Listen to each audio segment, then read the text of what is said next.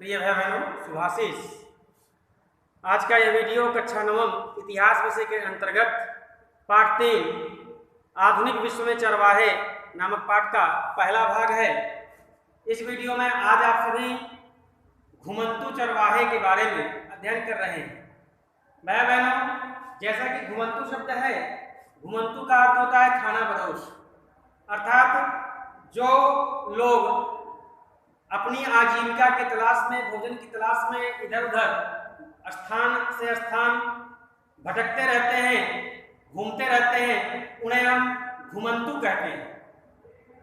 और ये प्रायः चरवाहे लोग होते हैं जो अपने पशुओं के रेवड़ अथवा झुंड के साथ इधर उधर पशुओं के चारा की तलाश में और अपने भोजन की तलाश में घूमते रहते हैं।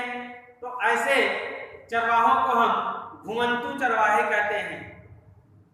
ये पशुओं के भोजन के साथ साथ अपने भोजन की भी तलाश कर लेते हैं। 19वीं शताब्दी में भारत में जम्मू कश्मीर क्षेत्र में और हिमाचल प्रदेश के क्षेत्र में ऐसे चरवाहे प्रवेश किए, जैसे गुज्जर बकरवाल, गद्दी, ऐसे चरवाहे भारत में आए जिनको हम घुमंतू चरवाहे कहते हैं। चरवाहों का जीवन बड़ा कठिन होता है। इनका न तो रहने का स्थान निश्चित होता है और न ही आगे कहाँ जाएंगे यह भी सुनिश्चित होता है, अर्थात अतीत और भविष्य इनका अनिश्चित होता है। ये किस स्थान से निकले और किस स्थान तक जाना है यह उन्हें स्वयं नहीं पता होता है। वास्तव में चरवाहों का जो जीवन है, समाज में बहुत कम ही लोग इनके जीवन के बारे में जानते हैं, इनको पहचानते हैं। पुस्तकों में भी इनके बारे में बहुत ज़्यादा लेख नहीं मिलता। भारत और अफ्रीका में ये चरवाहे बहुतायत में मिलते हैं, क्योंकि अफ्रीका महाद्वीप में भी रेगिस्तान है और रेगिस्तान के बगल में घास के मैदान हैं, जंगल हैं, पठार हैं, पहाड़ हैं, मैदान भी हैं। ऐसे भारत का भी जो क्षेत्र है वो धरातल विविधताओं से भरा हुआ है। तो ये चरवाहे मैदानी भागों में, कभी पठारी भागों में, कभी पहाड़ी भागों में ये अपने पशुओं के झुंड के साथ घूमते दिखाई देते हैं। कभी कभी ये भेड़ बकरियों के साथ दिखाई देते हैं, तो कभी अपने ऊंटों के साथ दिखाई देते हैं। तो ऐसे अनेक जनजातियों के रूप में ये अपने देश में और अफ्रीका महाद्वीप में विद्यमान हैं। भारत के चरवाहों में तो भारत में पहाड़ी चरवाहे, मैदानी भागों के चरवाहे, पठारी भागों के चरवाहे और रेगिस्तानी के भागों के चरवाहे अलग अलग हैं। वो अलग अलग इन क्षेत्रों में निवास करते हैं, इसलिए इनको क्षेत्र के आधार पर रेगिस्तानी, पठारी, पहाड़ी, मैदानी भागों के चरवाहों के नाम से संबोधित करते हैं। पहाड़ी चरवाहों में प्रमुखतया गुज्जर बकरवाल आते हैं। ये गुज्जर बकरवाल 19वीं शताब्दी में और पीर पंजाल दर्रे से होकर के मध्य एशिया से भारत में प्रवेश किए।